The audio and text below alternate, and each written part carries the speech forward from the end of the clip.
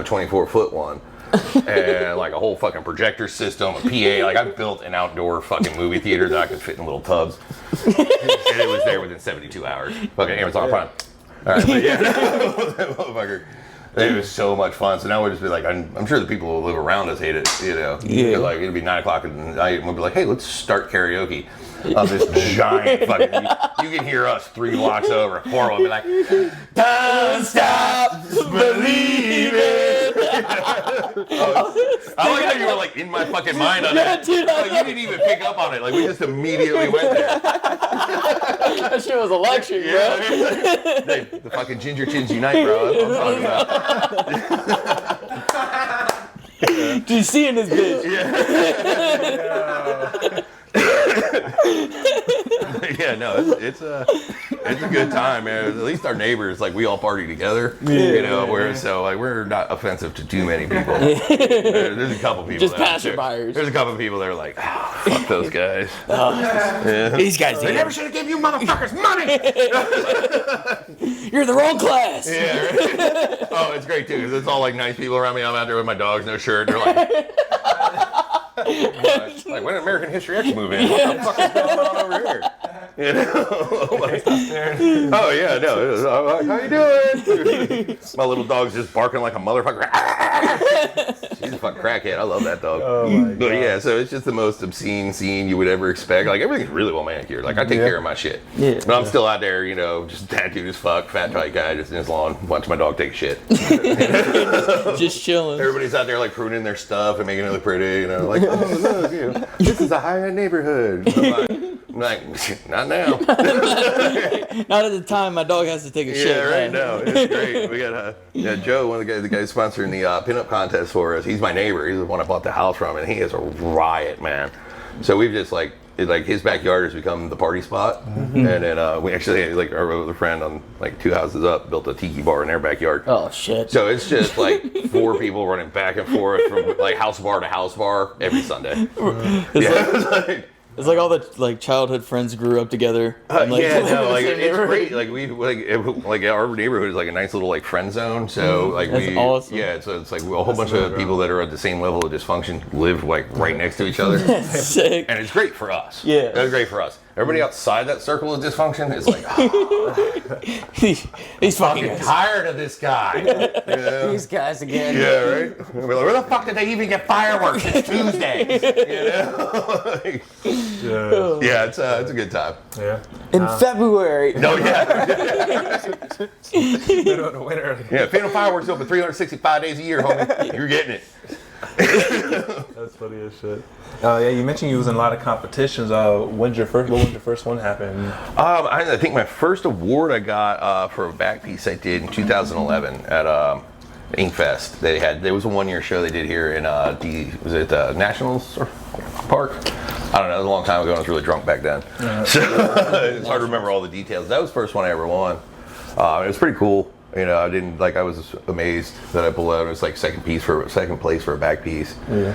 And then it was probably until like 2013 somewhere, and I started placing trophies again. Yeah. And then every year since then, I consistently, because I find something I want to compete in. Yeah. You know, and I'll be like, I want to try and do something for the traditional category. So, you know, when I get to the show, I'll market that. I'll be like, hey, who wants this? Mm-hmm. You know what I mean? And it's fun. And as I've gotten into more like the portraiture and the realism contests and stuff like that, it's cool because focusing on that is like it keeps me on my game because I'm like, I need to get it to look like this. Yeah. And then once I get it, that's just the way it is. Like I can repeat it, you know. So competing as much as I have has really helped me hone my skills because I know it's got to be, you know, bulletproof when I can put it up there, you know. Mm-hmm. Yeah. So that like, did you was just doing so good one day? You was like, I'm just gonna do competitions, or someone pushed you to like, you should do this? It was it was a little bit of both. Like I really wanted to, just because. For me, I'm very self-critical. I want to know where I measure in. You know what I mean? So the best way to get outside input is to put something out there where it's getting judged harsh. Yeah. You know, sure. And I mean, for the pieces that I lost with over the years, I always would go up and be like, hey, can I ask you a question? Where did I go wrong on this? And what do you see that's positive about it? Like, give me some real feedback. You know, and that helped me adjust a lot. You know, so that I was doing better work on a higher caliber. Yeah, that's good that you was like that. A lot of people can't take criticism like that, especially trust on me. a tattoo. There's some sensitive motherfuckers in this industry. Oh yeah, no, especially now with like the younger kids, and like they're like, oh, my anxiety, man. And I'm like, oh, this is a bad job for you. I'm like, they're like, oh, I have anxiety issues. Yeah, cool. Let's do a job where it's like taking a fucking test 8 hours a day. You know, and if you get it wrong, somebody's really fucking mad at you. For the rest of their life. This is a great career for you. You know, I mean, everybody's got their own little thing. You know, I mean, there's some, not to take away from anybody's issues or anything like that, but there's definitely a lot of stress involved in a job that people don't see. Yeah. You know, because, and even behind the scenes, like, especially like artists are very critical about what we're going to show the client. You know, at least most of us are. You know, but yeah, so it's definitely a lot of pressure. You know, you never know if somebody's going to like it. You know, and when you prep for something, sometimes like some of these drawings, I'll be working on them for 6 to 8 hours over a period of 2 months. You know, in between stuff here and there. So there's a lot of time invested in this. You know, you figure I'm doing 2 tattoos a day at 4 hours a clip for 6 days a week. You know, I don't have a lot of time to just sit around and draw stuff. So it's very nerve-wracking, at times, and then especially when you try newer things or you're trying to progress, just holding your nerves in place and just being easy with the job and just having a good time with it, very hard, especially as a younger artist. Like now, I don't give a fuck. Throw me in front of 5,000 people, I'm still gonna chant out some cool shit. Yeah. But I've been doing it so long, like some of the younger guys, they're like, oh fuck, there's people watching. I'm like, it's nerve-wracking. Yeah, that's Yeah, so people who don't have the ability to deal with nervous shit, it may not be the best choice for you. But it sounds like the best ones are the ones that can thrive under that pressure. Yeah. And that's one of the best things that ever came out of like starting conventions so early in my career. Is it's just exposure, to chaos. You'll have, especially like some of these larger conventions, you got 900 artist booths, 20,000 people walking through the door all weekend long, and it's just chaos. It's you get hundreds of people past your booth every hour, just judging what the fuck you're doing. Because you're in a 10 by 10 space, so somebody's literally like, and then you got the magazines coming through, taking photos and stuff. So it's very high pressure. And it can also be very intimidating. So getting into that so early was a great start for me because now nothing phases me. You can sit off a flashbang in a booth next to me. I'm like, knock it the fuck off! I gotta finish this shit. There's people working over here. So there were other people like with that much noise and static. They falter on stuff that they're good at everywhere else. So. Yeah. What's your proudest piece? Oh man, I would have to say honestly, like one of my favorite pieces I get to do is a leg sleeve for one of the guys I know, and it's a memorial to his grandmother.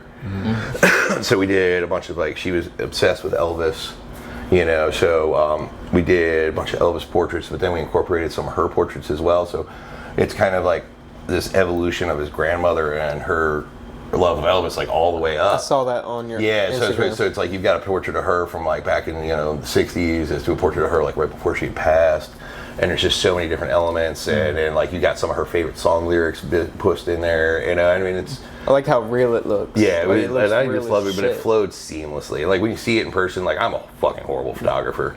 I seriously, my pictures look like trash compared to what it is in the real world.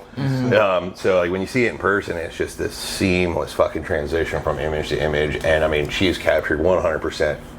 Even like you could just feel the emotion in her eyes through the tattoo. Right. So that was something that like I really enjoyed doing. If I were to cover my whole body, I'd do it in that style of tattoo. Yeah, no, I think it's great, because it's just such a smooth transition, but it's just each little piece kind of showcases a different part of her life. Yeah. Yeah, that's lit that you did that for sure. What's your most expensive piece? Ooh.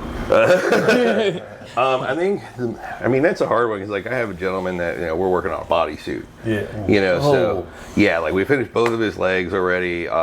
His sleeves are finished out. We've done his whole chest panel. Like from like neck to navel, and then we're gonna be moving on to his back. So he's probably at the end going to be my most expensive client. I think right now the biggest spender I've had is somebody. She spent about $20,000 on a piece that went from her ankle up to her shoulder. So it's like a back piece and a leg piece. Super intricate. A lot of time for because all the geometric patterns are in the background of these pieces. So it was just.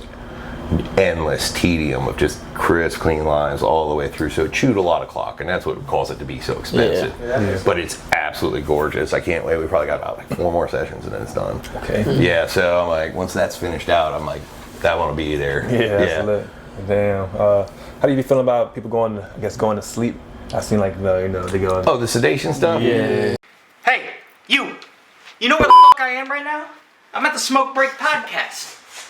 And you're not fucking subscribed. Go down right now, stop what you're doing, like the video, comment, then subscribe. Otherwise, your mother's a fucking whore. Fuck you and fuck the rest of your life if you're not subscribed. Thank you. Have a good day. 2, 1. Oh, fuck.